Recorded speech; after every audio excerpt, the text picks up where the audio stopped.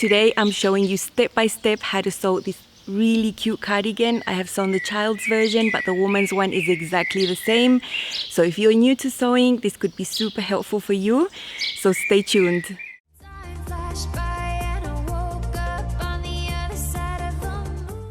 Hi sewing friends, I'm Karina. This is Lifting Pins and Needles, a channel all about sewing, limitless sewing. Welcome, and if you're new and while you watch the video you like all the sewing that you can see here, consider subscribing and tapping on the bell so you don't miss out when a new video goes live. Today's video is super different, super special as well. I haven't done a full sew along video in years, I believe. I always take a certain aspect of a garment and dedicate a bit of time to that in every one of my videos in the up close and sew personal segment. But actually this one is totally beginner friendly. If you are new to sewing or relatively new to sewing, you might pick up a lot of tricks along the way in this video sew along. The pattern I've chosen to feature is the Boyfriend Cardigan from Love Notions, and this pattern comes in the woman's and the girl's version. They are both exactly the same. They have the same features. Reaches mid-thigh, long line style with slits on the side, and the collar options are either a normal band with a short collar or a hood option with a dropped shoulder and some pockets on the front. For the women's, the sizes go from extra small to triple extra large, and for girls from sizes 2 to 16. I decided to make a girl's version size 8 as an early Christmas preparation from my part. I tend to do these at last minute for close family. So I'm going to show you some of the aspects before we hop into the sewing. I chose the band with the short collar, and that goes down to the hem. It's got slits on the side there, dropped shoulders, and some pockets that I actually put in this time. It's got a lovely center back seam. I love that because there's some shaping there. And you can see how this short collar forms from just the band being wider on the top. So this pattern has a really nice visual impact. Totally looks harder than it is. And if you like this style and want to make it, the pattern is only $5 today, both for the women's and the girls. And in the sew along, I have filmed everything. So even though I've sewn it on this little one, if you purchase the woman's one, it's the same. It's exactly the same. So let's hop into all the sewing goodness. What can I do? Time flashed by and I woke up on the other side of the moon. The sun don't rise on the light is... Here you can see the line art for the Boyfriend Cardigan for ladies. And you can see that there's a short collar option there or a band that goes attached to a hood.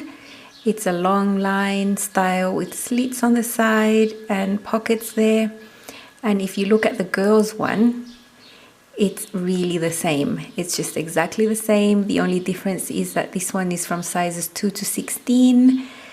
But the features, the construction, the shape of the pattern pieces, everything is exactly the same. I have this knit fabric that is super mega extra wide. So the typical fabric would be 54 or 60 inches wide. So when you fold it like that, it would be anywhere from 28 to 30 inches like that. But this one's 37 inches there. That makes it 74 inches wide. It's extra wide. So that enables me to place all the pattern pieces all the way across in just one length. Otherwise, the pattern has a really nice diagram of how to place it on the normal width of fabric. This short collar, you can see the white area is the pattern piece, and it's meant to be cut on the fold twice. I think it's easier when you need to put things on the fold twice to just extend the pattern and make it one piece so you don't have to put it on the fold. That usually saves up a lot of fabric, and it's just easier to place it and visualize when you're putting your pattern pieces how you can do it with less fabric. So I've got the short cardigan neckband there. It's narrower at the bottom and it just goes wider, but actually the way it's sewn onto the cardigan is exactly the same like you'd sew on one that has a narrow band all the way across. This one is the front and it's cut twice. That is the sleeve, that is the pocket, and that is the back. The back is not cut on the fold. If you can see, there's a slight little curve there. It does have some shaping on the back, even for little girls. and the woman's pattern is exactly the same. Now I'm going to take this out of here. There you can see it goes wider, and that is because there are slits on the side, so the front and the back have those. Now to cut, I'm going to use a rotary cutter.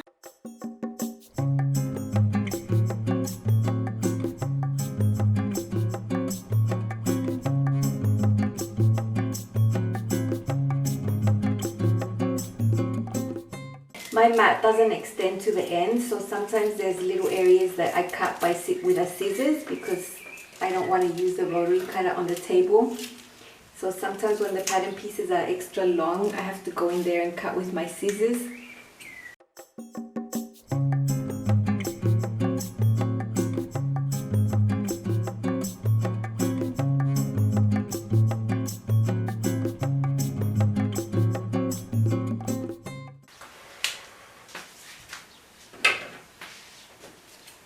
These little sharp corners like that, I prefer to cut them with the scissors where the slits go. I think if you need that to be really precise, a rotary cutter could give you like not so precise there on that area.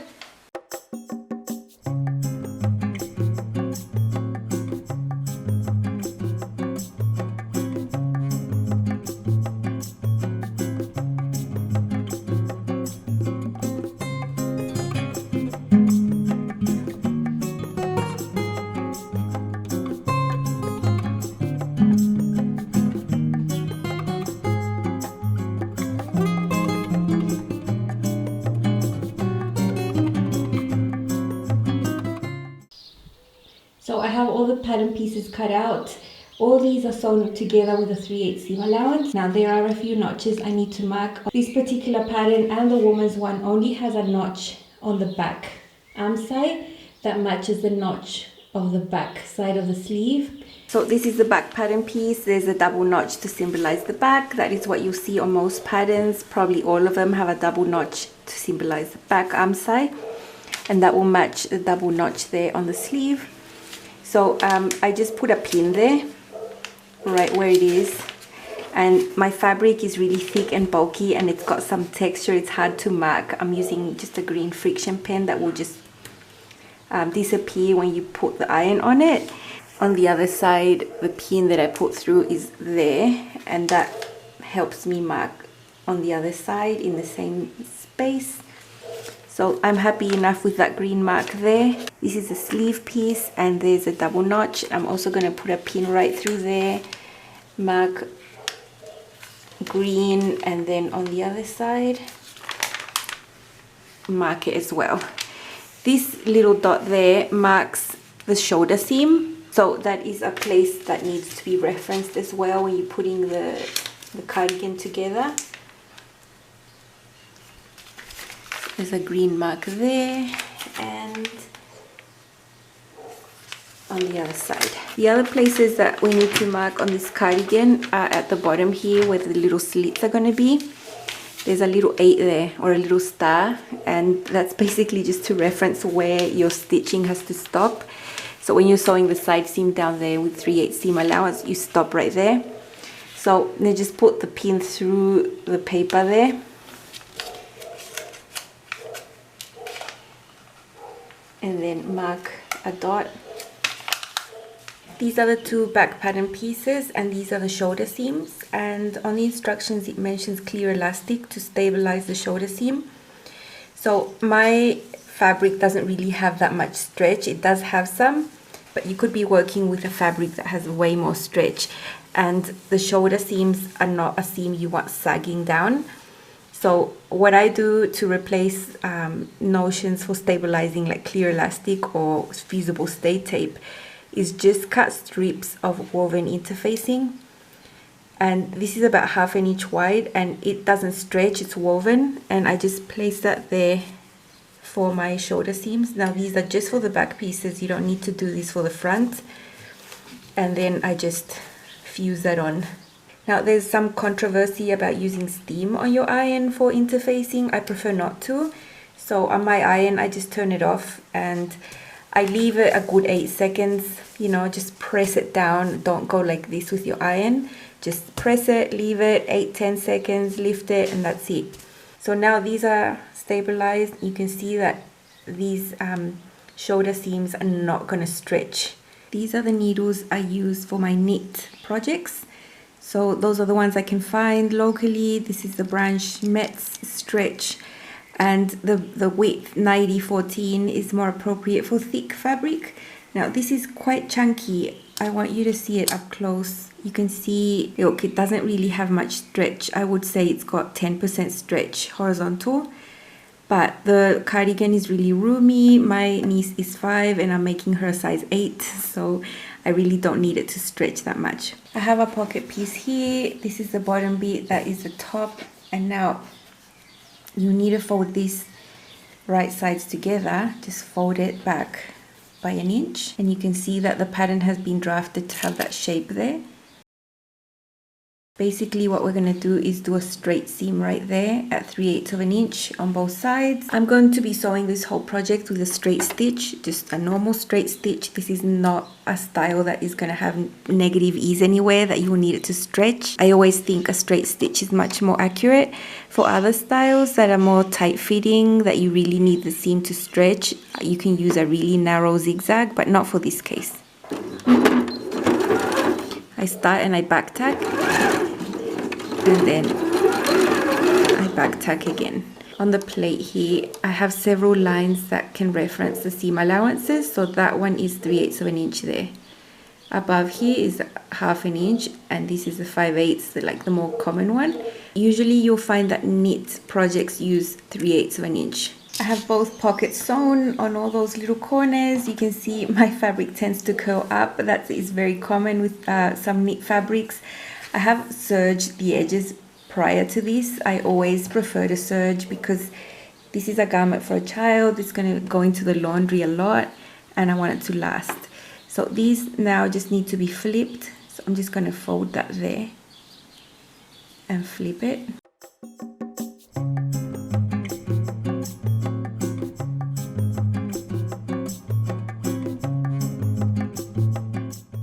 Doing this makes this area super neat on the pocket, and now all these other ones just need to be pressed in by 3/8 of an inch. So pressed. What I'm going to do before putting this onto the cardigan is sewing that down. So just a straight stitch there. This is 1 inch. So on my plate there, I'm just going to sew at 2 centimeters, 1/4 of an inch narrower than 1 inch basically. How the fabric goes right next to that metal plate. I guide there, and that's how I get a really straight stitch. It's not because I'm sewing anything special, but because I'm guiding the edge of the fabric on that side there. This is the front of the cardigan. 2 markings that I forgot to do, and that's because I never sew pockets, so I don't even think about those marks. But actually for my niece, I'm going to put the pockets on. Right there, those little dots there are the marks, references for the pockets. So I'm just going to put a pin through those, through the paper and everything, and then move the paper aside and see where that little pin comes out of and make my marks. And now I have my marks on both, but I'm not going to sew the pocket onto the wrong side of the fabric, right? So I'm just going to use these same pins, put them through there.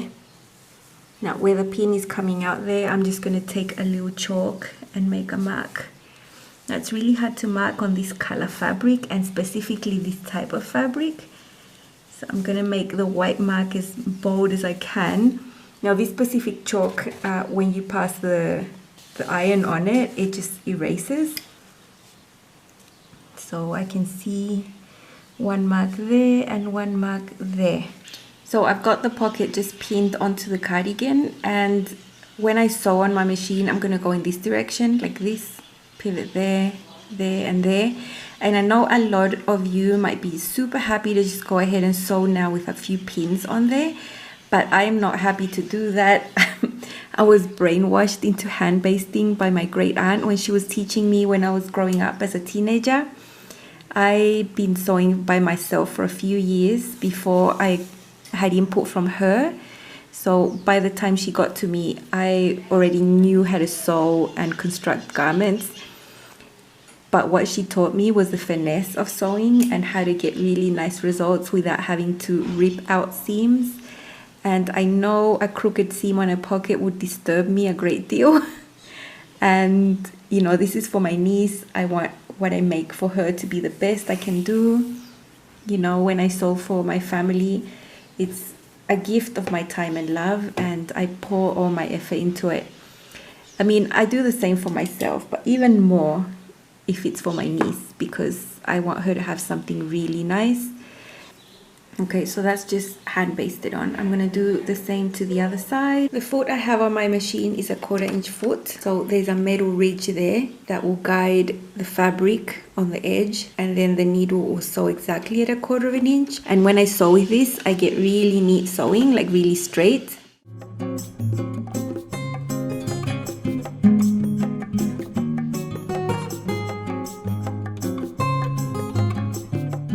When I'm getting to that little corner there, I like to hand crank, and that makes me come right up to the spot there. I don't want to like pass. And then when I pivot, see the ridge goes right there on the edge.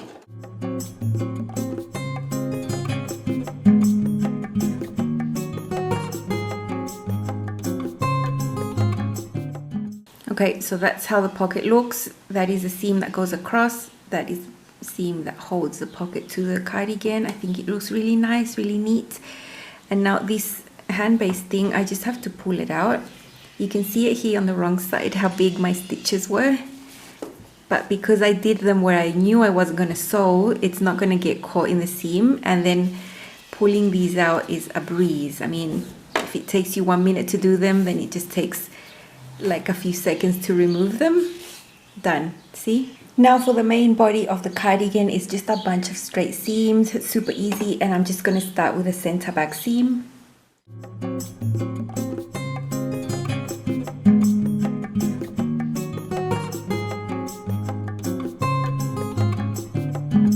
Now I have opted to serge every edge of this cardigan separately because I'm going to be pressing these seams open. The fabric is quite thick and bulky, so if I serge that together, I don't think it would look that nice. If the knit that you have is less bulky, you can like sew the seam and then serge it. But I adapt to the methods to every project depending on the fabric, and I think this is a better choice for this fabric. Okay, so once that center back seam has been sewn, I'm going to match the shoulder seams to the front pieces. Now to save time, you can sew these sort of at the same time. So I have one shoulder seam here and the other. So I just place that one there.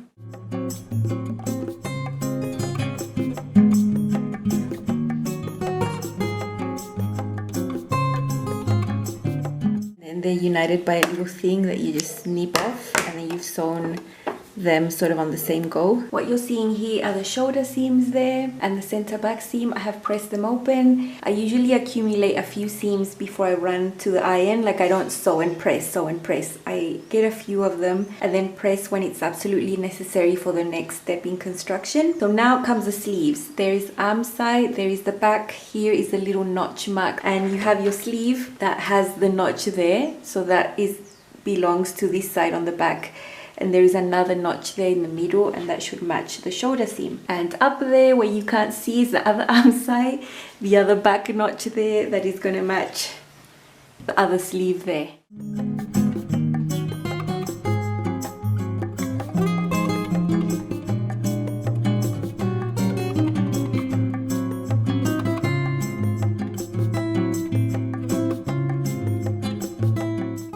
So that's all done. Now this is a different type of sleeve. It's not like the regular sleeve that you would put in on a woven garment. This is a slouchy style, more relaxed fit. And actually there's no ease in the cap there. You can see the shape of the sleeve. It's like it's not raised. It's quite flat. Very easy to sew and match. And they're basically the same size, the sleeve and the arm side, and everything matches perfect. So just a straight seam there, and then serge that seam and repeat on the other side.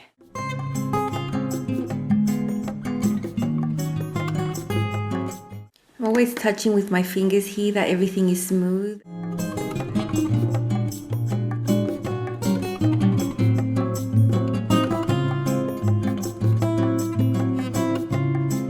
This is looking like a cardigan now. I've got it wrong side, you know, the fabric.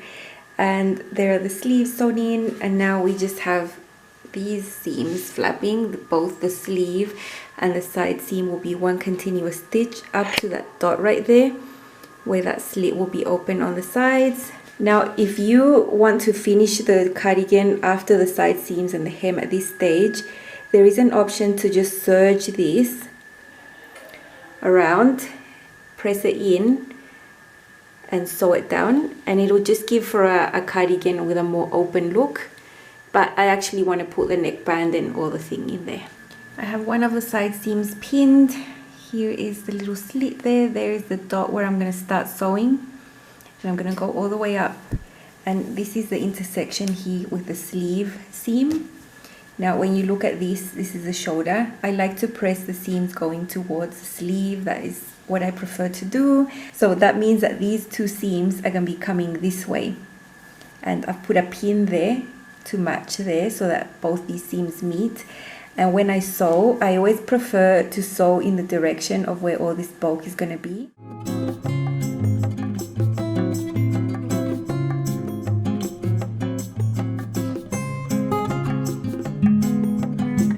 Here is this part where all the bulk is, and I like to go really slowly. Sometimes I even hand crank on this area.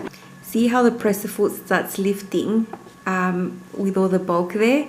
I don't have like a special tool or anything to help me with this, so I would just rather hand crank this area. I'll pull that one out, and like it's just a little tiny area that I like to hand crank, and then once I'm past that bulk, then I start sewing normally again.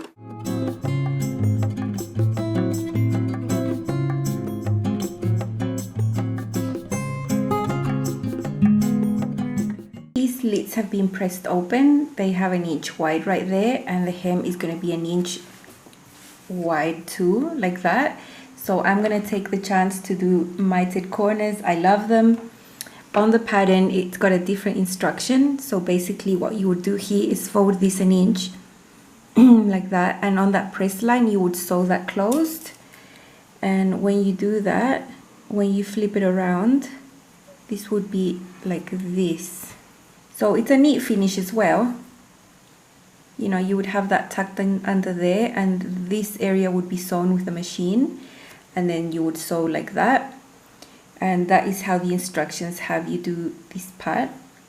But I think mitered corners are fun, they're not hard to do, and there's a formula and it will never fail. So basically you need this area and this area to be the same. So I've got a fold here of an inch, and then the hem has to be an inch as well. So what is an inch times 2? This is super easy math. 1 times 2 is 2. So I'm going to put my tape measure there from the corner 2 up there and just mark a dot there. And then from this other corner on the 2, mark another reference point there. So I have those 2 there. And then I'm just going to draw a diagonal line to match them. And you can see it. And now I'm just going to put these right sides together there and match that initial dot I made with the one on the other side. There, matching them. And then that line that I drew there, you could see it. I'm going to sew on that line. And when it's sewn, it's going to be like a little triangle. So I have that line that I marked with the pen right there that I'm going to follow.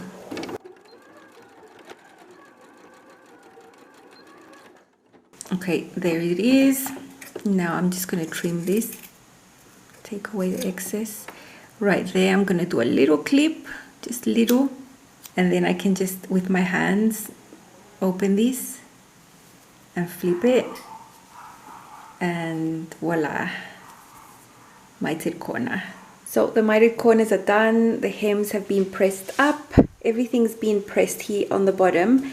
So basically it's one continuous stitch there, pivot, pivot, pivot, pivot, pivot, lots of pivoting all the way around there, up, around there, and to the end.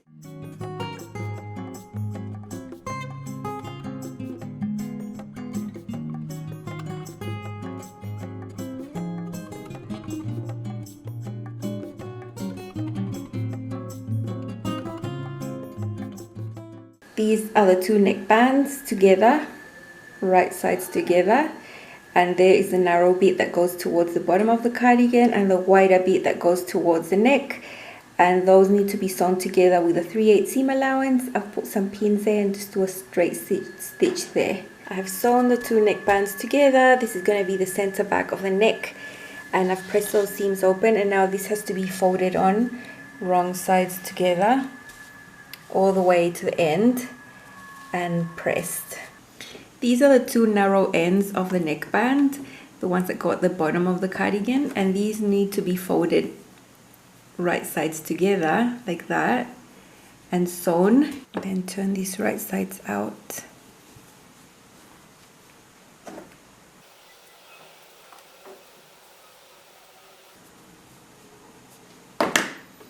And now I can attach the neckband to the cardigan. I have pinned the neckband onto the front and around the neckline. You can see there I've just put a lot of pins. The bottom bit that I've just sewn matches there the hem, and I just need to go ahead, sew and serge this. And I'm going to show you how this becomes a short collar.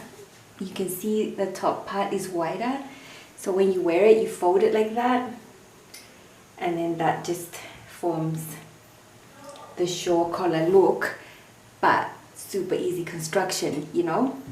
I love it. This is the collar piece or the neckband folded onto itself, and it matches the center back seam of the neck. There is the shoulder seam that I need to keep open like that. So I've put a lot of pins, and I'm going to go ahead and sew. When I get to this part, this is the bulkiest part, I'm going to hand crank that through. I don't want this to shift and not match. And this goes all the way around the front of the cardi, and here is the hem. This is the pocket down there, the hem that's already been done, and this matches exactly. Everything matches really neatly. This is also a bulky area. When I sew and serge, I am going to press the seam inwards, so that way, and I'm going to do a row of top stitching there to hold the seam down.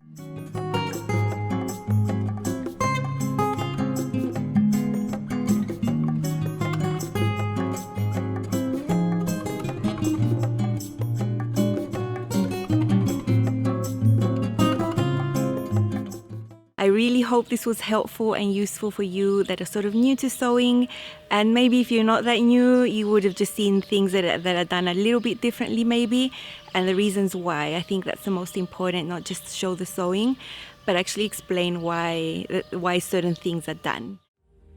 Time flashed by and I woke up on the other side of the moon.